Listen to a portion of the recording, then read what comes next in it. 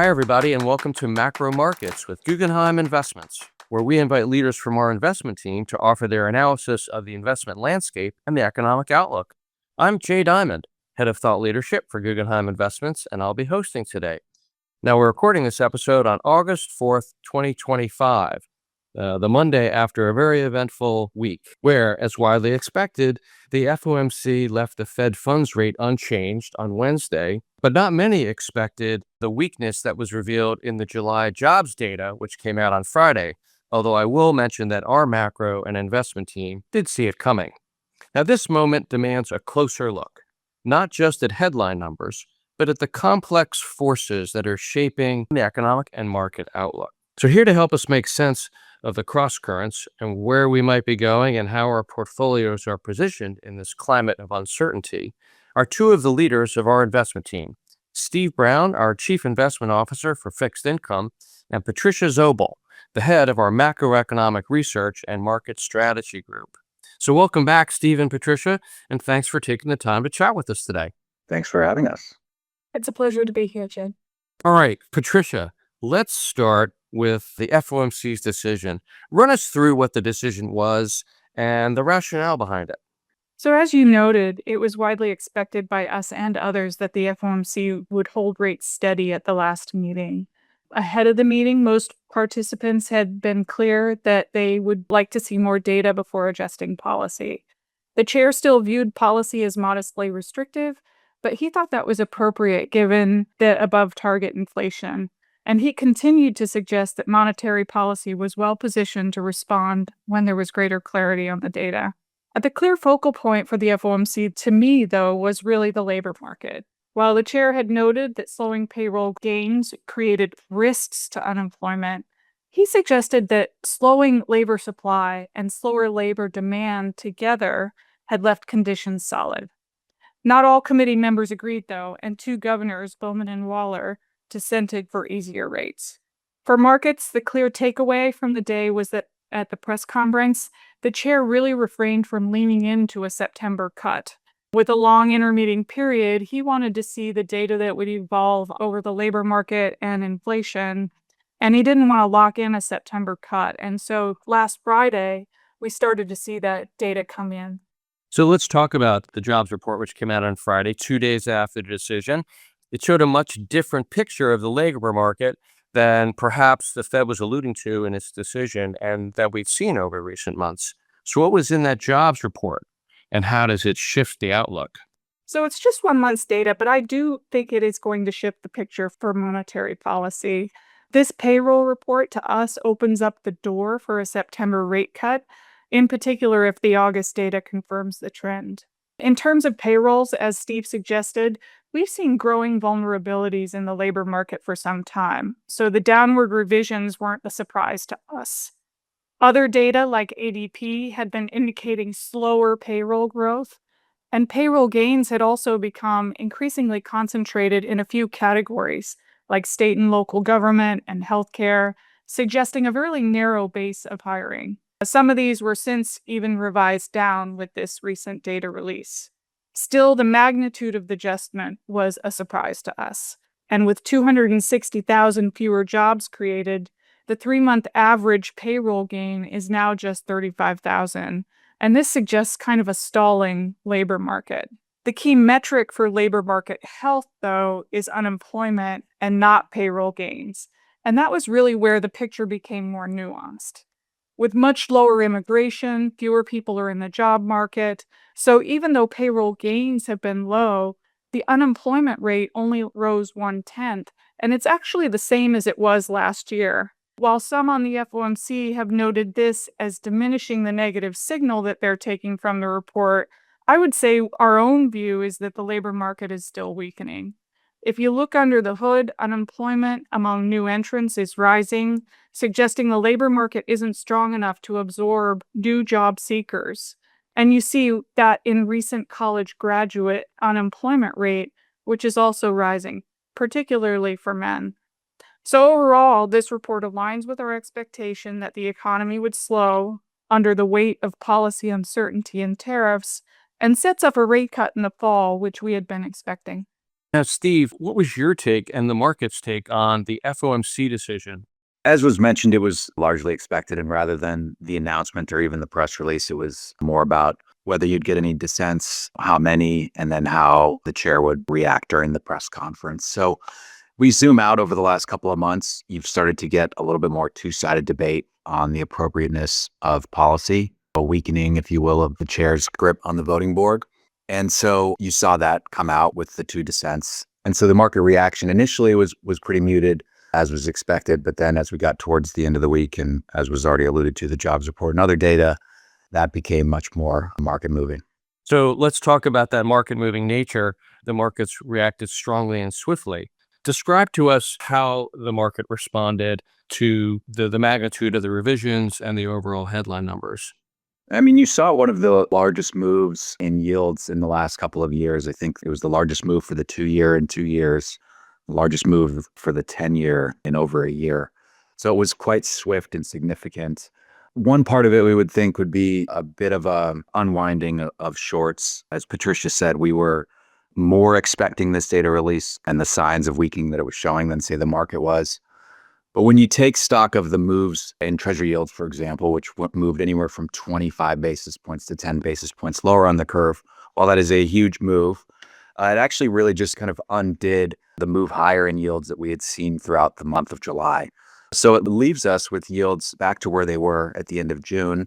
And then when you look across the curve, it leaves yields lower across the curve since the start of the year for every part of the curve except the 30-year. So we think the market is coming along with our view that you'll see multiple rate cuts in the fall and that the terminal rate should be closer to 3%. And importantly, a growing acceptance that current policy is too tight. If you look at the Fed funds rate versus the 2-year yield, that yield differential is approaching now 60, 70 basis points, which is the market's way of saying yields are going to start falling. Just as a follow-up, Steve, did you agree with the FOMC decision when it was made, particularly in light of the jobs data that came out subsequently? It's not necessarily our job to agree or disagree, but we've been highlighting for months now the growing risk of labor market weakness, as Patricia outlined, and importantly, the appropriateness of the Fed funds rate and how restrictive it is and who it's restricting. So if you think about the impact of Fed funds rate, it's more going to impact consumers and small businesses. We've been talking about a bifurcated economy for a while. Consumers are generally strained. The Fed funds rate is more directly impacting consumers than it is, say, large corporations or even the financial markets. So in short, no, I guess we didn't agree with it. We do think that the economy could use a little bit of an easing of the strain of how restrictive the Fed funds rate is, but we think the Fed will start to get there relatively soon. Back to you, Patricia. What's the House view now on the path of monetary policy, both for the next meeting, the rest of the year, and beyond? So I think Steve said it well. We've anticipated more easing through 2026 than has been indicated by the committee for some time. And markets are now pricing something closer to what we had on a probability weighted basis. My sense is if the August employment report continues to show a softening labor market, the FOMC is going to ease policy at the next meeting. Unless inflation expectations rise or you see evidence of broadening inflationary pressures from tariffs, tangible evidence of labor market weakness should justify a rate cut in the fall. There's a lot of data between here and September, though, and that's going to inform the decision. So we could continue to see surprises, and we're open to that. After that, we see easing continuing into 2026, and as Steve said, we have rates settling near 3%. While we don't expect tariff price increases to last through to 2026, we expect prices to rise in 2025, and we expect that to fade and to justify further Fed easing. Now, my last question on the Fed has to do with its independence. Steve, every president has done his share of criticizing Fed policy and policymakers, but none, I think, as strenuously as President Trump is. Do you think the market is concerned about the independence of the Fed? Broadly, no. I think we got a brief glimpse, at least into the knee-jerk reaction. If you were to see an overt challenge of the independence with replacing the chair, we had that hour or so a couple of weeks ago of market reaction to the initial press report that was being considered. And you saw, I guess what would have been expected, if you will, if that were to actually happen. Dollars sold off, significantly steeper yield curve, especially long end rates selling off, and then lower risk asset prices. But it wasn't an extreme move. I think the market obviously has to discount both near-term potential and medium and longer term. And while this administration obviously has a pretty heavy hand in a lot of parts of markets and governance, including potentially trying to impact the Fed, administrations come and go, policies change. The markets are doing their best to discount all of those potential changes. And things that aren't really up to the Fed or are structural in nature that are particularly important to the bond market are just the overhang of supply, government debt burdens. The US and many countries around the globe have structural deficit issues, aging populations, generally slowing economies. So these are all the factors that I think are more important in how risk is priced and how assets are priced, rather than kind of the day-to-day or month-to-month of policy setting, which of course matters, but isn't necessarily driving all of the price action. With the departure of Governor Kugler, President Trump has the opportunity to nominate another governor. How do you think the upcoming shift in Fed leadership, Patricia, affects the perception of independence? I think Steve said it really well. The transition to a new chair is going to be important, and certainly President Trump over the coming months is going to shape the composition of the committee. But how the economy evolves for us is going to be much more meaningful to the policy outlook.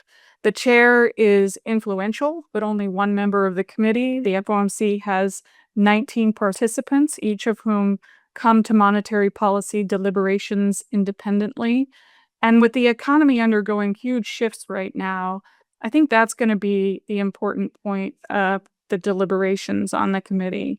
Each person is going to bring their best thinking to those issues. Our sense is that they will be easing rates in coming months, and that will be determined by the incoming data. If the FOMC were to ease rates beyond what is justified by the data, markets would really start to respond poorly. It would start to lift inflation expectations. So I do believe there's a natural feedback loop in markets in terms of the monetary policy decision making. So I don't think one person added to the committee is going to change the outlook tremendously. The real threat to independence is if the chair is removed before his term is up. Other than that, I would say the institution is strong. And as Steve noted, I think the focal point for markets is going to be on the economy and not, in particular, a person or two on the committee.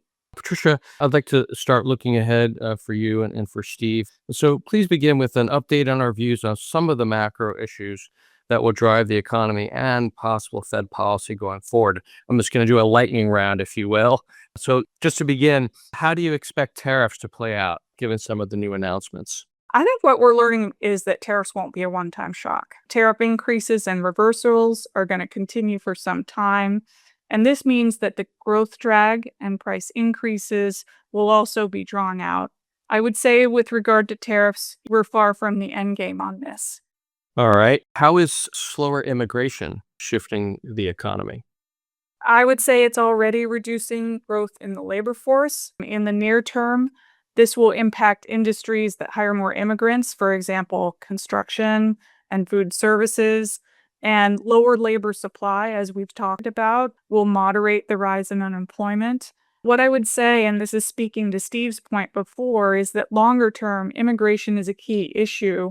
Without immigrants, the U.S. population is going to start declining in coming years, and that's going to reduce potential growth. So in the near term, slowing immigration is going to slow growth. And in the long term, I think it's a key issue for our country. Now, the big beautiful bill is going to be a deficit producer as we increase the federal debt. Will this fiscal policy provide an economic boost to us? I would say yes, it's going to provide a modest boost in 2026, but we expect that to fade thereafter. And that's really because the tax cuts in the bill are really front loaded. So those are going to lift growth a little bit in 2026, but those sunset over time. And so they stop providing support for growth. While the cost savings in terms of lower Medicare payments, SNAP payments, and things like that are going to accelerate in coming years, and those are going to weigh on lower income consumers that tend to spend most of their income. So we think that that's going to have a bigger effect in coming years. When I think longer term, the bigger issue is fiscal sustainability. Deficits are going to stay wide under this bill, and that's likely to increase debt to GDP, which in the US is already quite high. And where does all this leave us for growth in 2026? So, bringing it together in terms of the policy shocks that we're seeing, the tariffs and lower integration are going to drag on growth this year, but we think growth is going to recover in 2026 with fiscal stimulus. So, we see growth a little bit sub 1% this year, rising again to mid 1% next year. And we think part of this is, and what's protecting us from recession risk is healthy consumer and corporate balance sheets, and that'll help moderate these shocks to the economy. Great. Now, Steve, markets have been on a roller coaster for several months now, with yields and spreads volatile, dollar all over the map. Stocks are now back at an all-time high. At a high level, how do you and your team manage through all this volatility? Yeah, I think Patricia made a great point, first of all, that the markets are the ultimate arbiter for these policy changes. And so policy has evolved with market reaction, just as markets have also reacted to policy. So if you think about since the beginning of April, end of March, coming into the quarter, we were positioned relatively neutral on most risk metrics. You think about credit spreads had been widening, but were not at anywhere near even average levels long-term, let alone more extreme levels.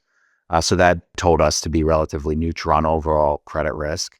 We have been playing for a lot of decompression themes within credit, and we think that that's going to continue because we have had, call it, 12 months of compression themes, meaning relationships between credit spreads narrowing. We think that that could reverse now that we're back to the tights.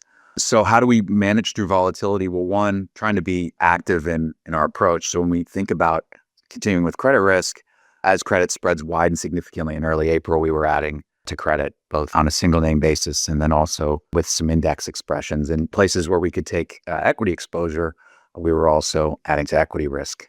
Our framework for asset allocation tries to take into account relative valuations and then what we're thinking about the future. So while recession risk and economic risk was going up, your compensation for taking that type of risk was increasing as well. And so that made the trade-off for us make sense. From a rates perspective, that's kind of been a bigger story, if you will, that rather than credit, while credit widened a decent amount and we're back to the tights, rates have continued to stay relatively volatile. And so there, as we see rates get towards the high end of a range, we've been expecting a range to be maintained for interest rates, particularly in the US and particularly at the 10-year part of the curve. When we get towards the higher end of the range, we're extending duration either in credit or in mortgages. And then as we get down towards the middle or bottom of the range, we unwind that trade. So it pays to be active. It also pays to be diversified. That's one thing that we've learned throughout time, and then it's come to fruition this year. Not every asset is going to perform the same in every environment. The same hedge isn't going to work for the same reaction function through time. So having a diversified approach to asset allocation and layering in hedges and then being opportunistic to add has kind of been the playbook for us in this volatile period. Are you expecting for conditions to stay as volatile as they have been, or are some of these volatile circumstances resolve themselves in a way that might make you approach things differently? Yeah, what's interesting is that the market spent a lot of time on projecting policy and policy changes for the better part of the year. Obviously, we had the new administration. We've had all the different ways that the administration has rolled out their policy. We've made a lot of progress, if you will, on getting some certitude, if you will, on certain parts of policy. Although, as Patricia said, tariffs in particular are likely to be kind of used perpetually. While we have some idea now of where we think they're going to land, we're still not sure if that'll be the case 6 months from now, a year from now, or 2 years from now. But now we're at the point where you're starting to get the implementation of policy. So it almost becomes the market, rather than trying to project what policy will be and then the impact on the markets, now it's the follow through. What happens to the economy? What happens to the consumer? How does this flow through into corporations and certain industries? Because now we're going to be able to see the data and be able to react. And I'd mentioned decompression already, but that's where we think you're really going to start to see even more bifurcation potentially at the consumer level or at the corporate level. If you think year to date so far, there's been some discounting of that risk in cyclical sectors, in transports, in leisure, in energy, in home builders. Those have kind of been the underperformers, if you will. But there's a lot under the hood, and we still just haven't had enough time with this new policy to see the impacts. So trying to project that at the issuer level and then positioning accordingly is really kind of more of what we're expecting now going forward, in addition to the regular way kind of market level volatility. Are there any other indicators or market tells or themes that you and your team are going to be focused on in the months ahead? Yeah, I mean, I think it got a lot of attention right after April, but the tick data, looking at foreign flows, I mean, flows and technicals are really driving all markets right now, whether you think about the US equity markets, which have basically followed the trend that they're on till the trend breaks and then they move. Fixed income's more gradual, if you will, movement in flows. And as I said, kind of more range bound when it comes to yields and investable spreads. So looking at any changes to demand, both for credit and then for rate products and treasuries. So the tick data that gets released once a month will be important. Retail flows in the US and institutional flows in our franchise remain positive and strong. So that continues to be a relatively strong technical environment for us. While you're starting to see some issuance pick up, still gross issuance is quite absorbable, particularly in credit. So keeping an eye on flows and technicals, and then watching things like swap spreads, funding markets, kind of the risk of the disintermediation rearing its ugly head, if you will, is something that doesn't get a lot of day-to-day notice, but in times of stress, like in early April, can become a much broader question that needs to be answered. Now, Patricia, same question for you. You've mentioned a lot of things here, but in your work with Steve and Ann Walsh, our CIO, and the rest of the investment team, what are some of the themes that you and your team are particularly focused on over the next couple months? So, as we have been for recent months, we're right now focused on understanding the impact of policy shifts on the economy so that we can share our best perspective with Anne and Steve on rates and credit conditions from a fundamental perspective. For us, that means examining the policy changes closely, for example, tariff impacts by country and products, looking at economic models and historical precedent to assess what could be the potential impact, and following the economic data closely. And in particular, on that last part, it's really looking deeply into the data to understand the emerging trends, not just the headline numbers are important for us. From there, we translate that into fundamentally driven forecasts with probability ranges, and we provide that as just one input to the decision-making process. I think for right now, we're thinking carefully about the rate path and how it will respond to the evolving economic situation, but we're also thinking about what Steve said, which is term premium and things like treasury issuance and foreign flows that could affect term premiums. In terms of credit, we're thinking a lot about the fundamentally driven factors, but also some of the technical factors that Steve spoke about. Taking it all together, I think right now the most important impact to our fundamentally driven outlook for rates and credit is really around the policy shifts that are happening this year. There are large shocks hitting the economy. There's a lot of uncertainty, but we're trying to take that on board and look deeply into it to make sure that we're giving them our best insights. Okay, Steve, I have a lightning round for you now. Like, given everything that we've talked about, how are you and your team approaching the execution of portfolio strategy? And I'm going to mention a couple of things. So first of all, the overall risk appetite. Leaves us where we've been most of the year, pretty much neutral, layering in hedges for a decompression theme, prioritizing quality, ideally short spread duration where possible, and prioritizing income. So it's not a departure from anything we've been doing year to date, but with spreads now back towards the tights, taking off some of those tactical adds that we made in April and getting more to a neutral stance again. And how do you expect credit performance to play out from here? Yeah, this is going to be key. As I briefly alluded to, we're not getting much read through on earnings so far this quarter. I mean, everything's relatively okay.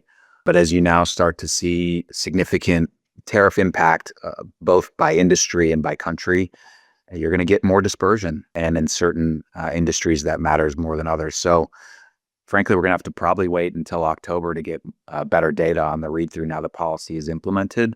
But we're saying no more than usual. When we get to credit committee, our threshold is quite high for inclusion into our portfolios owing to the micro and macro risks.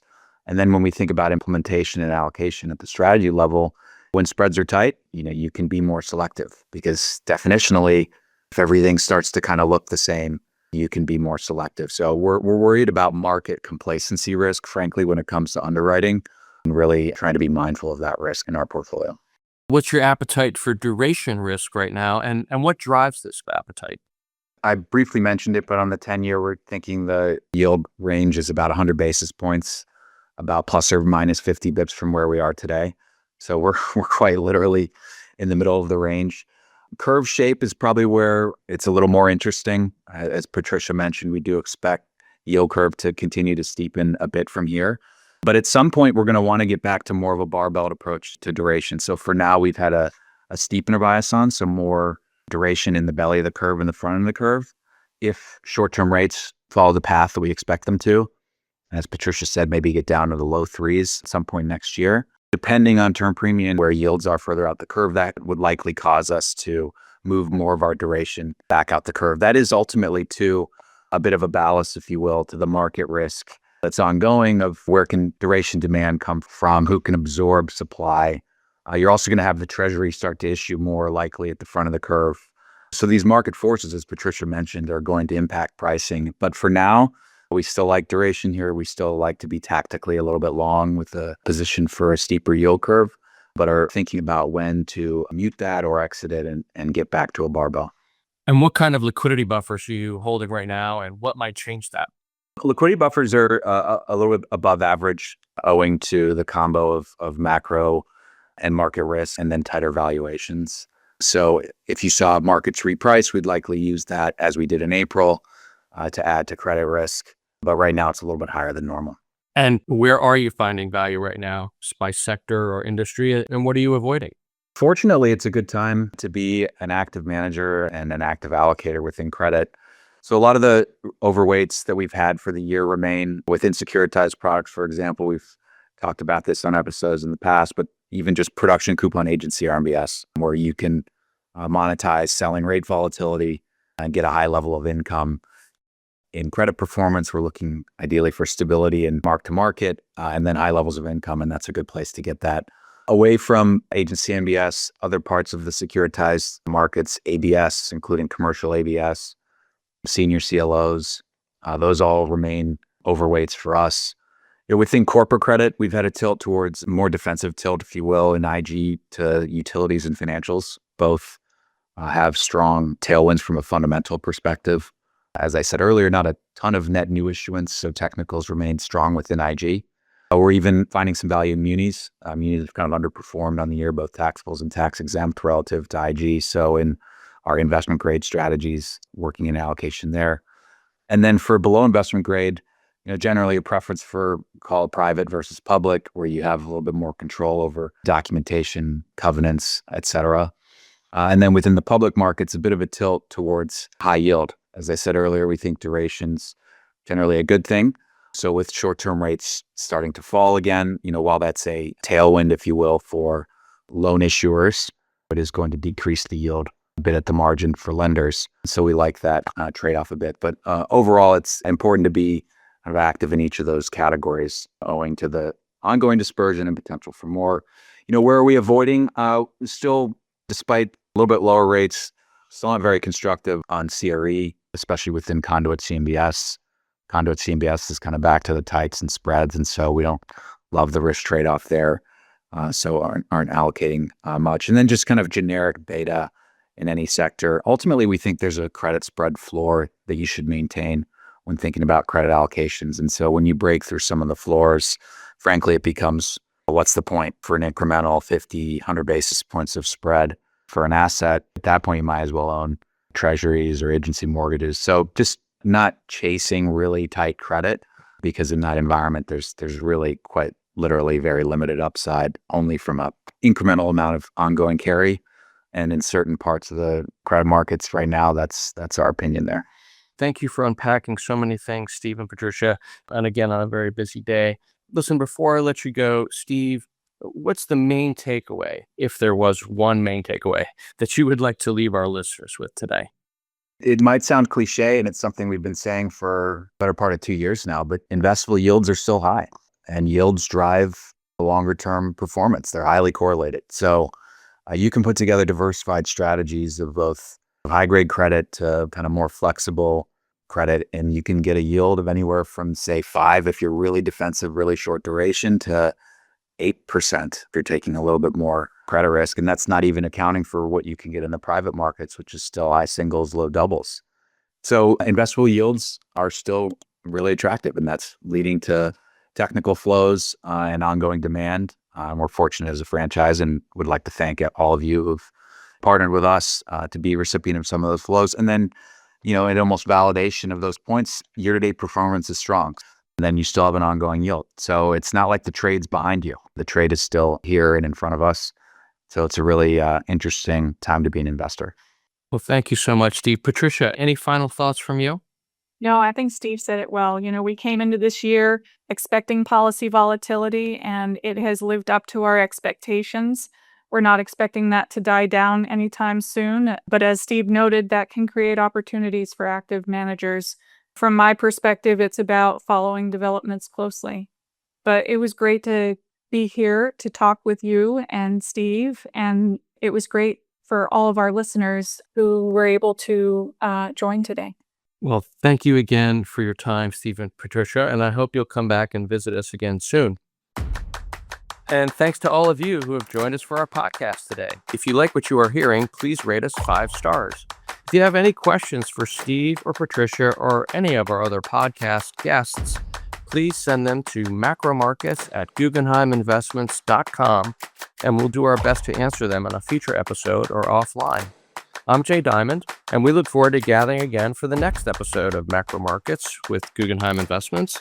And in the meantime, for more of our thought leadership, including our quarterly macro themes and our fixed income sector views, please visit guggenheiminvestments.com/perspectives. So long. Important notices and disclosures. Investing involves risk, including the possible loss of principal.